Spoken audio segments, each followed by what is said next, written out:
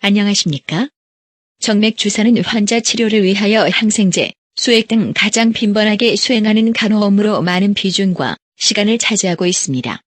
이에 정맥 주입요법에 대한 실무 지침이 개발되고 있고 새로운 근거에 기반한 많은 내용들이 나오고 있습니다.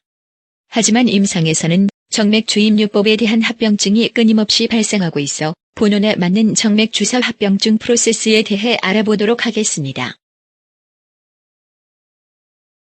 목차는 다음과 같습니다. 정맥 주사 합병증은 크게 전신적, 국소적 반응으로 분류할 수 있습니다. 전신적인 합병증으로 폐부종, 색전, 감염, 폐혈증, 속도 쇼크, 알러지 반응이 있으며 국소적인 합병증으로는 침륜, 정맥염, 멍과 혈종, 일혈이 있습니다.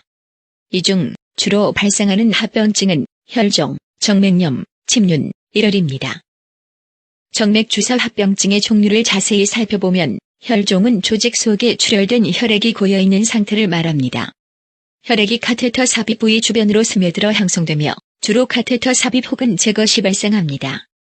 이러한 혈종은 보통 1에서 2주 이내에 사라지지만 발생하게 되면 즉시 카테터 제거 후 압박하며 혈종이 커지는 것을 예방하기 위해 아이스팩을 적용합니다. 정맥염은 정맥이나 그 주위의 조직에 염증이 생기는 것을 의미합니다. 카테터로 인한 혈관 손상 혹은 약물이나 수액에 의한 화학적 자극, 오염으로 인한 세균이 원인이 됩니다. 정맥염은 조기 발견이 중요하며 증상이 있을 시 즉시 카테터를 제거하고 냉온유법을 적용하며 발생 부위를 깨끗하고 건조하게 유지해야 합니다. 침륜과 일혈은 약물이나 용액이 조직 주변으로 스며든 경우입니다. 이러한 두 합병증은 약물과 용액의 발포성 유무에 따라 분류되며 증상에도 차이를 보입니다. 발포성 약물이나 용액이 조직 주변으로 스며든 일혈의 경우 수포가 생기고 조직 괴사를 일으켜 최악의 경우 절단까지 초래할 수 있어 발포성 약물에 대한 인식과 주의가 필요합니다. 이러한 침륜과 일혈은 조기에 발견하여 조직으로 유출되는 양을 최소화하는 것이 가장 중요합니다. 침륜과 일혈 발생 즉시 주입을 중단하고 극소량이라도 남아있는 약물을 흡인해주는 것이 좋습니다. 다음은 정맥 주사 관련 증상에 따른 합병증 확인 플로우입니다. 정맥관 삽입 부위의 부종, 통증, 발적 또는 수액의 주입 여부에 따라 합병증 종류를 판단하고자 하는데 도움을 주는 차트입니다. 각 합병증에 따라 각기 다른 중재 활동을 시행합니다.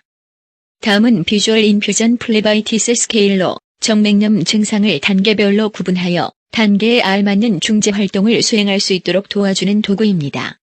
정맥염 증상에 따른 그레이드이며 단계에 따라 정맥염 발생 가능에서부터 혈전성 정맥염으로까지 진행됩니다. 정맥염 그레이드에 따른 중재 활동도 차이가 있으며 발견 즉시 카테터를 제거하며 드레싱 적용 및 증상 완화 목적에 따른 냉, 온유법을 적용해주는 것이 중요합니다. 다음은 INS 침륜 사정도구입니다. 피부 상태, 부종의 정도, 순환 상태, 통증, 감각 증상에 따라 그레이드를 0에서 4까지 정의하였습니다. 일혈 침륜에 따른 간호 중재입니다. 가장 주의해야 할 것은 혈액을 역류시켜 카테터가 정맥관 내에 위치하였는지 확인하고 정맥관을 관료하지 않으며 작은 주사기를 이용하여 약물을 흡인해주는 것입니다.